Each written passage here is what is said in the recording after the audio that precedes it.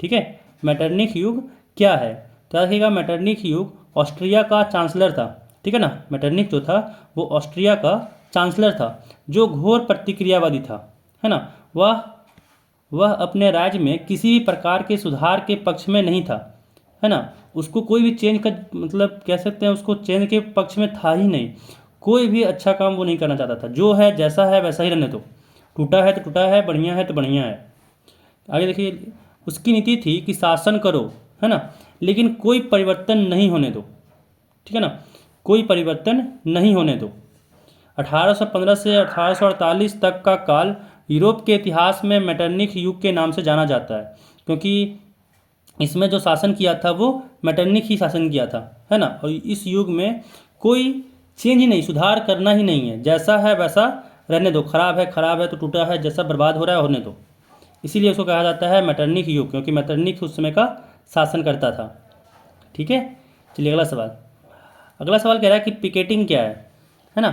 Picketing क्या है?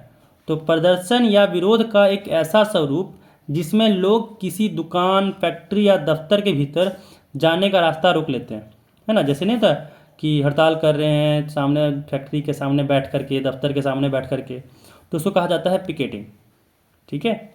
चलिए अगला सवाल देखिए। अगला सवाल कह रहा है कि सत्ता की साझेदारी से आप क्या समझते हैं, है ना। सत्ता की साझेदारी से आप क्या समझते हैं? तो ये आपका दो मार्क्स के एग्जाम में, मतलब आपके एग्जाम में दो मार्क्स के क्वेश्चन में पूछा जाता है।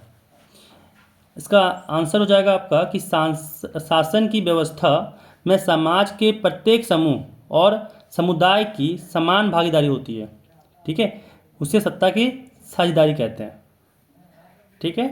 अगला सवाल देखिए, कह रहा दबाव समूह किसे कहते हैं, ठीक है, कि दबाव समूह किसे कहते हैं। तो इसका जवाब लिखिएगा कि दबाव समूह एक ऐसा संगठन है ना, कि दबाव समूह एक ऐसा संगठन है जिसमें कुछ लोगों द्वारा अपनी विशेष उद्देश्य की पूर्ति के लिए बनाया जाता है, ठीक है। कि जैसे मान लो कि यहाँ का सरकार है, आप पे कोई दबाव बना रहा है किसी चीज़ के लिए, तो वैसा वाला इसको कहते हैं दबाव समूह, ठीक है। पर इनका राजनीति पर प्रत्यक्ष भागीदारी नहीं होती है, ठीक है। राजनीति पर प्रत्यक्ष भागीदारी नहीं होती है, परंतु यह अपनी नीतियों से राजनीति को प्रभावित करते हैं, ठीक है। अपनी नीतियों से राजनीति को भी प्रभावित करता है। समझ सकते हैं क्या हो सकता है क्या नहीं हो सकता है, ठीक है ना। चलिए अगला सवाल देखिए। अगला सवाल यहाँ कह रहा है कि गहन कृषि क्या है ना। गहन कृषि क्या है? तो याद रखिएगा कि गहन कृषि, इसका दूसरा नाम सघन कृषि भी कहते हैं, ठीक है। गहन कृषि को दूसरा नाम सघन कृषि के नाम से भी पूछा जा सकता है। ये होता है कि जीविका कृषि का एक प्रकार होता है, ठीक है। जीविका कृषि का एक प्रकार होता है जिसे भूमि पर अधिक जनसंख्या वाले क्षेत्रों में किया जाता है। जहाँ पे ज़्यादा संख्या होता है वो वाले क्षेत्रों में इसका क्या जाता है कि कृषि किया जाता है। श्रम साध्य कृषि है, ठीक है, जहाँ उत्पादन को बढ़ाने के लिए अधिक मात्रा में जैव रासायनिक निवेशों और सिंचाई का प्रयोग किया जाता है ना। जैव रासायनिक निवेशों और सिंचाई का प्रयोग किया जाता है, ठीक है। तो यही है गहन कृषि। अगला क्वेश्चन, अगला सवाल देखिए, यहाँ पे कह रहा है कि भारत में कृषि पर आधारित, ठीक है ना, भारत में कृषि पर आधारित प्रमुख उद्योग कौन कौन से हैं, ठीक है। तो कृषि आधारित उद्योग एक तरह का ऐसा उद्योग है जिससे कच्चा माल किसानों के खेतों से आता है, ठीक है ना। जो भी इसमें माल लगता है कच्चा माल, वो किसान के खेत से आता है। और कृषि पर आधारित प्रमुख देखिए ये है उद्योग। पहला जो उद्योग है चीनी उद्योग, दूसरा है सूती वस्त्र उद्योग, वनस्पति तेल उद्योग, रबर उद्योग, दुग्ध व्यवसाय, खाद्य बीज उत्पादन उद्योग, पशु आहार उद्योग, है ना। और दूध उद्योग तो जानते हैं, अमेरिका में एक कौन सा मॉल था, वहाँ पे अमूल दूध बिकता है। सोचिए तो कितना बड़ा व्यवसाय है इंडिया का वो अमूल दूध का भी। तो इतना सारा उद्योग जो है वो आपका यहाँ पे कृषि आधारित उद्योग है, ठीक है। अब चलिए अगला सवाल यहाँ पे है कि औसत आय से आप क्या समझते हैं, ठीक है। औसत आय से आप क्या समझते हैं? तो देखिए, जब देश की कुल आय को, ठीक है ना, जितना देश का कुल आय है उसको अगर हम लोग कुल जनसंख्या से भाग करते हैं, ठीक है ना, जितना भी आपका देश का कुल आय है जब उसको कुल जनसंख्या से भाग करते हैं तो जो राशि मिलता है ना, जो राशि मिलता है उसी को कहते हैं औसत आय। जैसे मान लीजिए कि एक देश का आय मान लीजिए 100 आदमी है ना, 100 आदमी है, और मान लीजिए कि वहाँ का आपका जो कुल आय है देश का वो मान लीजिए कि 10,000 है, ठीक है। तो औसत आय क्या हो जाएगा, 10,000 बट्टा 100 यानी 100 रुपये, ठीक है। यानी एक आदमी वहाँ पे कितना कमा रहा है, 100 रुपये कमा रहा है, ठीक है। चलिए यहाँ पे देखिए लिखा है औसत आय जो है वो देश की कुल आय बटा कुल संख्या होता है। तो कभी कभी औसत आय आपको निकालने के लिए दे दिया जाएगा कि देश का कुल आय दिया हुआ है, कुल जनसंख्या भी दिया हुआ है, और आपसे पूछा जा रहा है कि औसत आय क्या है ना। चलिए अगला सवाल देखिए।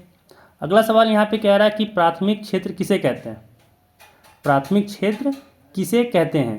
तो यहाँ पे देखिए, ऐसी गतिविधि जहाँ प्रकृति द्वारा प्रदान की गई वस्तुएं, है ना, प्रकृति द्वारा प्रदान की गई वस्तुओं को प्रयोग में लाया जाता है तो उन्हें हम प्राथमिक क्षेत्र की गतिविधियाँ कहते हैं, है ना। तो उसको कहते हैं हम लोग प्राथमिक क्षेत्र की गतिविधि। चलिए अगला सवाल, है ना। अगला सवाल यहाँ कह रहा है कि सूरत बंदरगाह 18वीं सदी के अंत तक हाशिया पर पहुँच गया, है ना। सूरत बंदरगाह जो था 18वीं सदी के अंत तक हाशिए पर पहुँच गया था, व्याख्या करें। तो यहाँ पे क्या हो जाएगा कि 18वीं सदी के अंत से पूर्व तक गुजरात सूरत बंदरगाह बंगाल की खाड़ी तथा लाल सागर बंदरगाहों से जुड़ा हुआ था, है ना। तो 1750 के दशक के पश्चात इस बंदरगाह पर भारतीय सौदागरों का नियंत्रण ढीला पड़ता गया, जिसके कारण भारत में यूरोपीय कंपनियों के प्रभाव में निरंतर वृद्धि होती जा रही थी। यूरोपीय कंपनियों द्वारा व्यापार पर इजारेदारी अधिकार हासिल कर लेने से सूरत व हुगली दोनों बंदरगाह कमज़ोर पड़ गए, जिससे इन पर होने वाले व्यापार में नाटकीय ढंग से कमी आई। फिर 1740 के दशक में इस बंदरगाह पर होने वाला व्यापार 16 करोड़ से गिरकर केवल 30 लाख रह गया, ठीक है ना। 16 करोड़ से गिरकर 30 लाख रह गया। दूसरी ओर बम्बई नए बंदरगाह के रूप में उभर आए थे, है ना। जो बम्बई में हुआ था, जो अभी मुंबई है उसमें बंदरगाह तो है ही, है ना, तो वो उभर के आ रहा था, ठीक है। तो अगला सवाल चलते हैं। अगला सवाल यहाँ पे कह रहा है कि कॉर्न लॉ, है ना, कॉर्न लॉ के समाप्त करने के बारे में ब्रिटिश सरकार के प्रभावों की व्याख्या करते हुए संक्षिप्त टिप्पणी लिखें। अभी जो यहाँ पे चल रहा है, ये यहाँ से जो चल रहा है ना, ये आपका 3 मार्क्स का सवाल है ना। चलिए अगला देखिए कि कॉर्न लॉ के समाप्त करने के बारे में ब्रिटिश सरकार के प्रभावों की व्याख्या करते हुए संक्षिप्त टिप्पणी लिखें। तो देखिए इसमें क्या हो जाएगा कि ब्रिटिश संसद ने 19वीं शताब्दी में जो कानून अपने भूस्वामियों के हितों की रक्षा के लिए पास किए उन्हें कॉर्न लॉ कहा जाता है, ठीक है। और इन कानून द्वारा विदेशों से आने वाली मक्का के आयात पर पाबंदी लगा दी गई। परिणाम स्वरूप जब खाद्य पदार्थों की ऊंची कीमतों से परेशान लोगों ने हाहाकार मचा दी तो ब्रिटिश सरकार ने कॉर्न लॉ को फौरन समाप्त कर दिया, ठीक है। जब हाहाकार मचाने लगा ऊंची कीमतों को देख करके, तो क्या किया, वहाँ पे सरकार ने कॉर्न लॉ को समाप्त कर दिया था। कहता है इस कानून को हटाने के बहुत महत्वपूर्ण प्रभाव पड़े। देखिए क्या हुआ, खाद्य सामग्री, सबसे पहले तो खाद्य सामग्री सस्ती हो गई, जिससे साधारण और गरीब जनता को खूब लाभ रहा, है ना। अब सस्ता हो जाएगा तो वो सस्ते दाम में खरीद सकता है, पैसा कुछ तो उसको बचेगा ही, ठीक है ना, तो उसको लाभ ही हो रहा है। चलिए आगे देखिए, कह रहा है जब खाद्य पदार्थ सस्ते दामों में ब्रिटेन आने लगे तो वहाँ के भूस्वामी बर्बाद हो गए, है ना, वहाँ के जो भूस्वामी थे बर्बाद हो गए।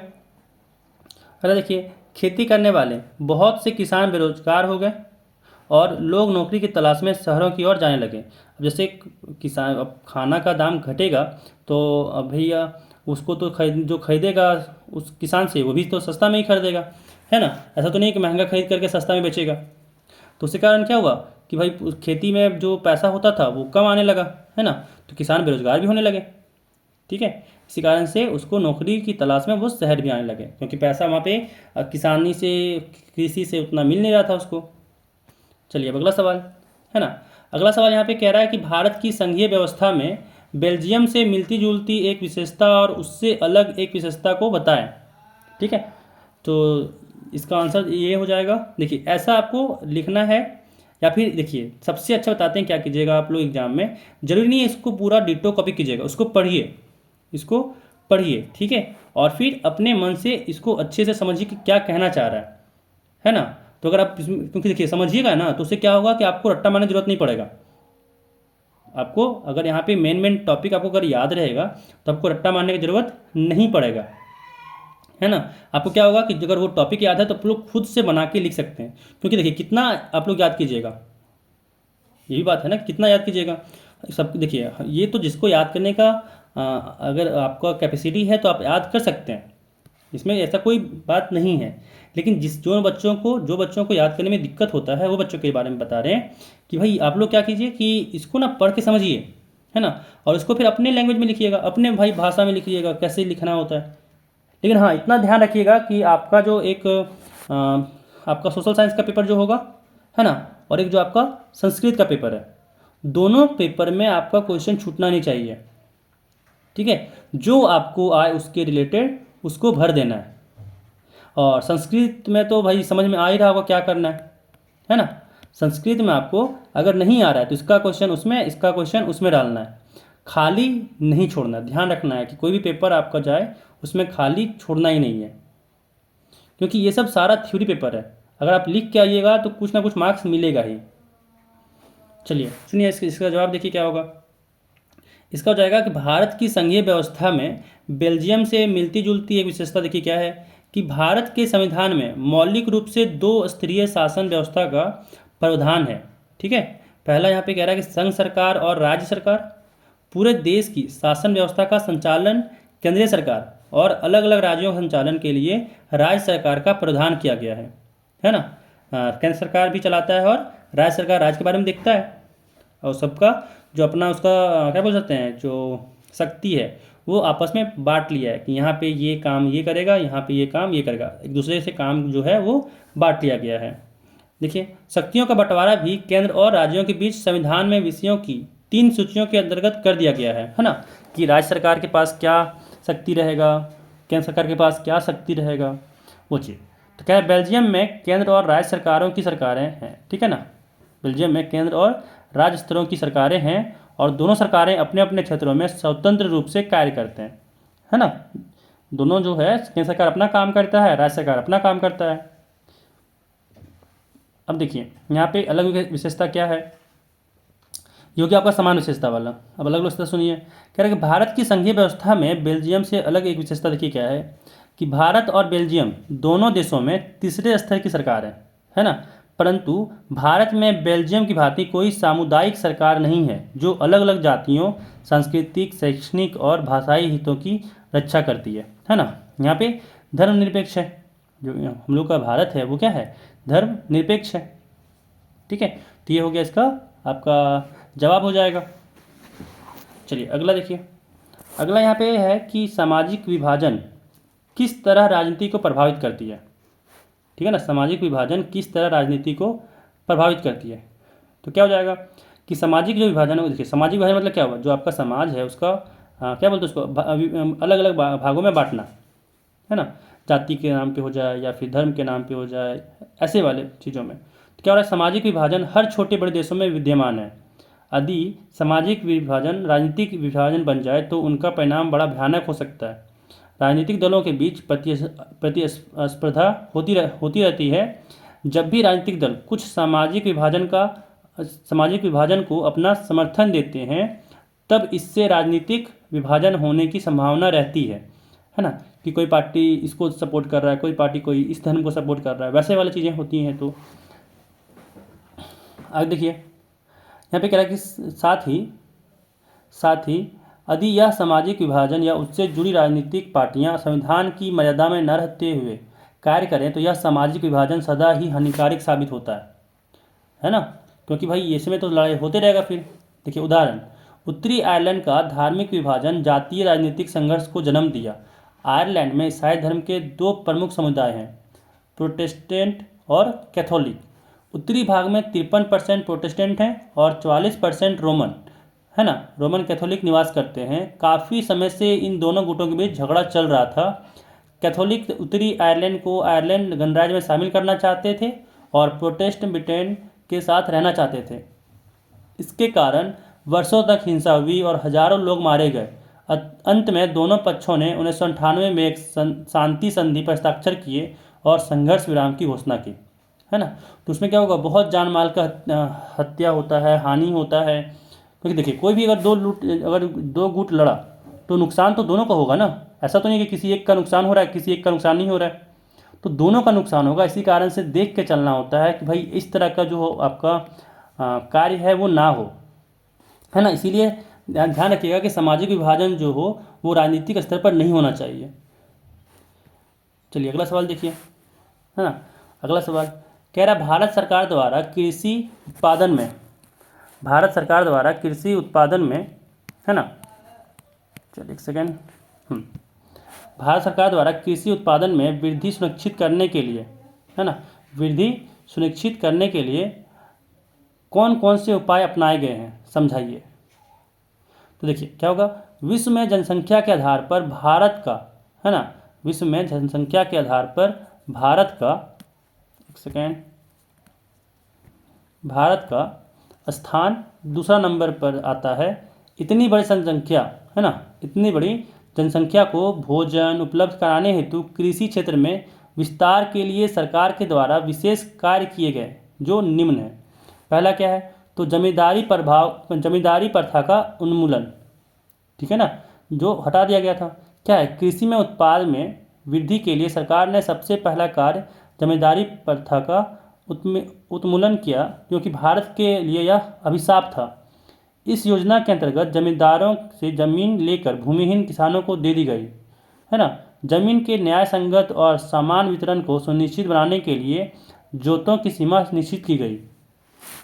पहला क्या है, ये है जमींदारी प्रथा का उन्मूलन, है ना। दूसरा क्या हुआ कि खेतों की चकबंदी, खेतों की चकबंदी। देखिए क्या है कि भारत में अधिकतर किसानों के पास जोतों का बहुत छोटा आकार है और बिखरे हुए हैं। सरकार ने इसे चकबंदी के जरिए बड़ा करने का प्रयास किया है। अगला है कि हाइब्रिड बीजों का प्रयोग, ठीक है, हाइब्रिड बीज का प्रयोग किया गया। क्या है कि कृषि उत्पादन में वृद्धि के लिए सरकार के द्वारा आधुनिक बीजों के विकास के लिए कई संस्थाएं बनाए गए हैं, है ना, जिसमें बीजों को विकसित किया गया और हाइब्रिड बनाया गया। उससे गेहूं के उत्पादन में काफ़ी वृद्धि हुई, है ना। हाइब्रिड से क्या हुआ, गेहूं का जो उत्पादन हुआ उसमें काफ़ी वृद्धि हुई, तो इससे किसान को भी फायदा हुआ और देश को भी फायदा हुआ कि भाई उसको गेहूं को ज़्यादा मिला। तो अगर ज़्यादा मिलने पे क्या होगा, वो विदेशी बाज़ार में बेच सकता है ना, और अपना जो पैसा है वो बना सकता है। चलिए अगला देखिए क्या है। अगला है यहाँ पे कि खाद एवं उर्वरकों का प्रयोग। तो क्या हो जाएगा, देखिए कि भारतीय कृषि में अब रासायनिक खाद प्रयोग होने लगा है, जिससे उपज शक्ति में वृद्धि हो रही है।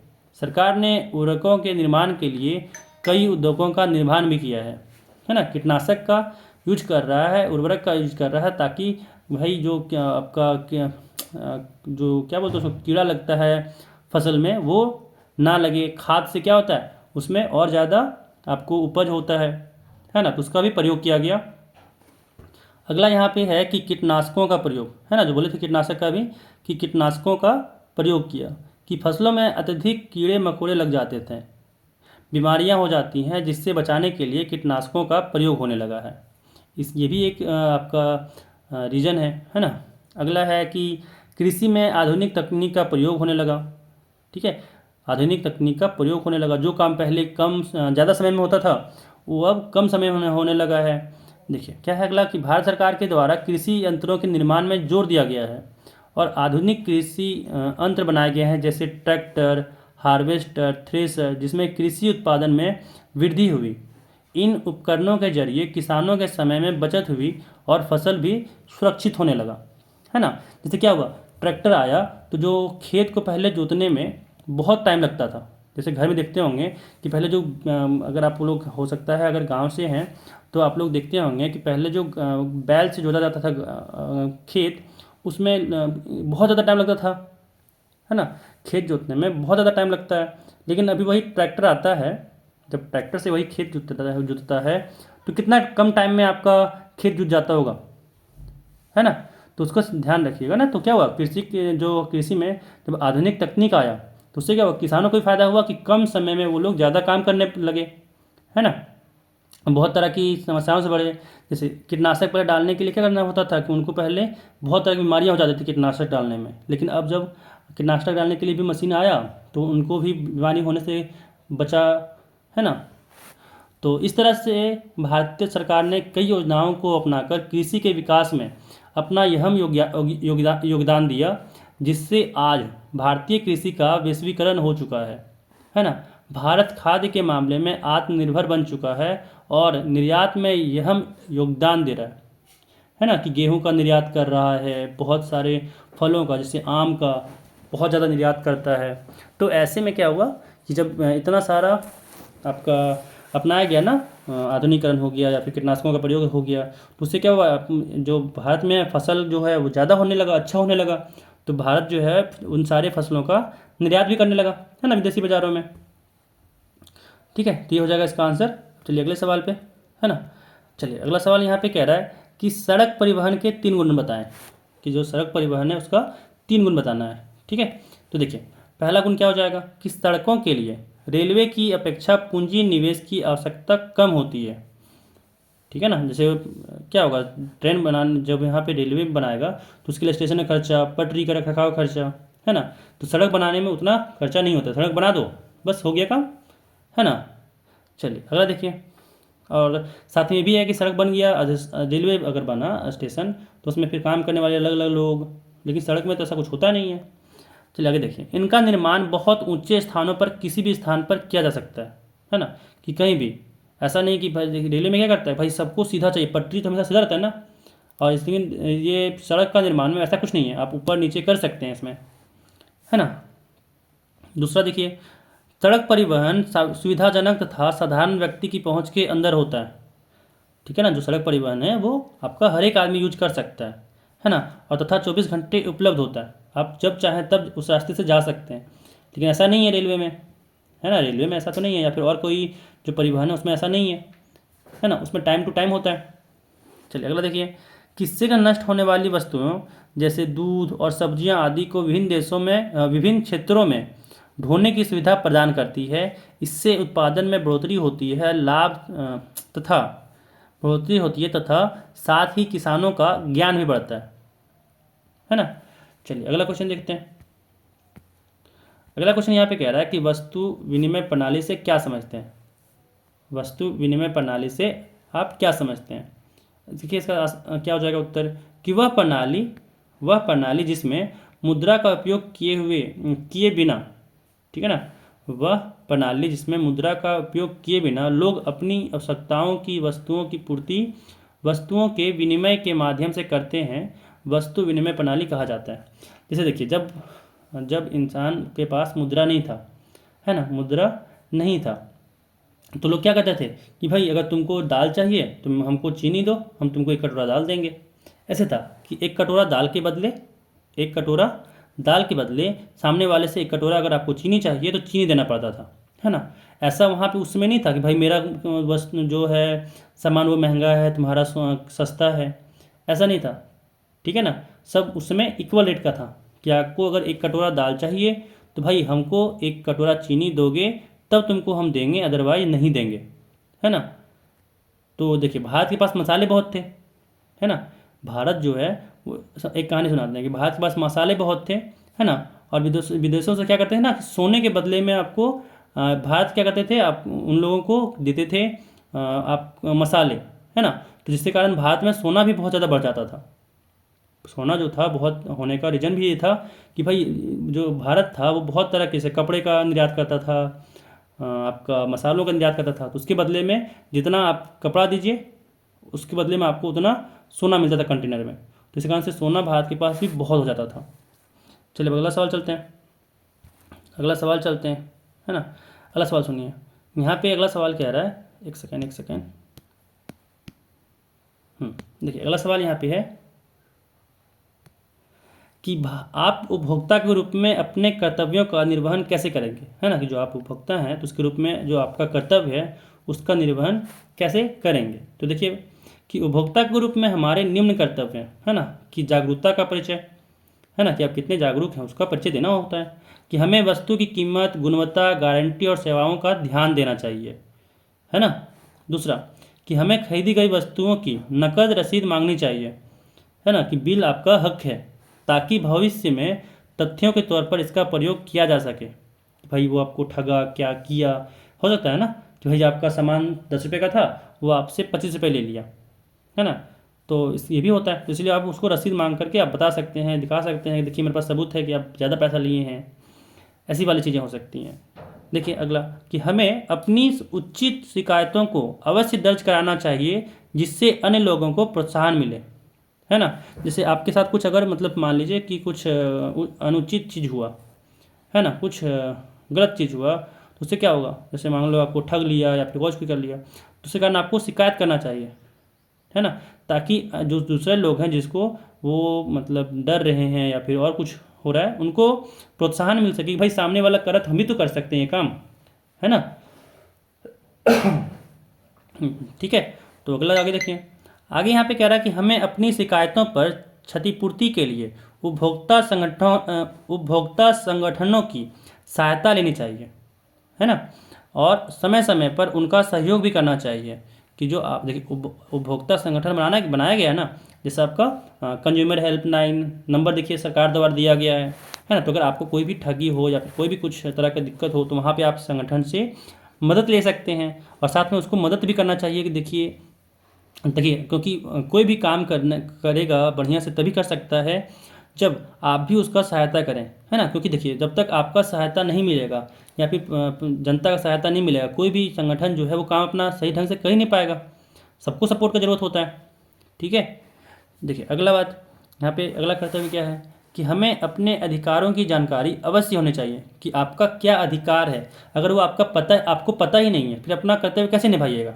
हमको पता ही नहीं है कि कहीं संगठन बना हुआ है, जो अगर मेरे साथ कोई फ्रॉड हुआ तो उसके कारण वहाँ पे हम कंप्लेन कर दें, तो मेरा कंप्लेन को वहाँ पे सुना जाए, मेरा कंप्लेन का वहाँ पे निवारण किया जाए, है ना। तो हमको पता ही नहीं है, तो फिर हम कैसे वहाँ पे जाकर कंप्लेन करेंगे, है ना। तो उसका जानकारी होना चाहिए कि क्या आपका राइट है, क्या आपका अधिकार है, वो आपको जानना चाहिए।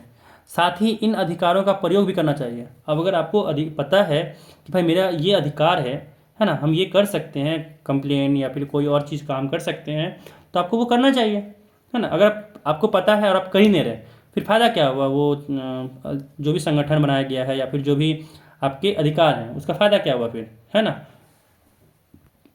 चलिए अगला सवाल। तो आपका अभी फ़िलहाल के लिए इतना ही सवाल है ना। तो इतना सवाल को आप अच्छे से समझिए और अच्छे से ध्यान से सुनिएगा और ध्यान से समझने की कोशिश कीजिएगा।